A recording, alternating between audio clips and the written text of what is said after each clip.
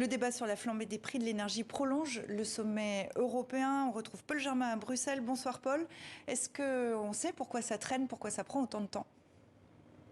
Eh bien, ce que l'on sait en tout cas, c'est qu'en principe, les 27 devraient annoncer la création d'une task force pour faire des achats groupés, des achats en commun de gaz, un petit peu sur le modèle de ce que la Commission européenne avait fait pour les vaccins anti-Covid. On créerait donc une plateforme pour financer des contrats avec des pays fournisseurs de pétrole comme la Norvège, le Qatar ou encore l'Algérie. Et puis, on a aussi appris qu'Ursula von der Leyen avait décidé de renforcer le partenariat énergétique avec les États-Unis. Les États-Unis vont livrer une très grande quantité de gaz liquéfié à l'Europe d'ici la fin de l'année.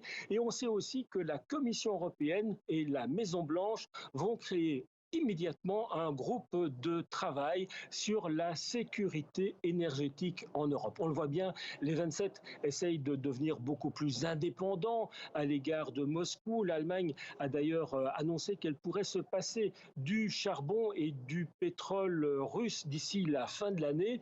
Pour le gaz, c'est un petit peu plus compliqué. Là, il faudra sans doute attendre 2024. L'Allemagne est un des pays qui est le plus opposé à l'idée d'imposer un embargo sur le gaz russe, comme l'a encore redemandé d'ailleurs le président Zelensky dans un message adressé aux 27 au cours de ce sommet. Mais on attendra encore un tout petit peu avant de couper le robinet. Paul Germain depuis le sommet européen à Bruxelles. Merci Paul et voilà.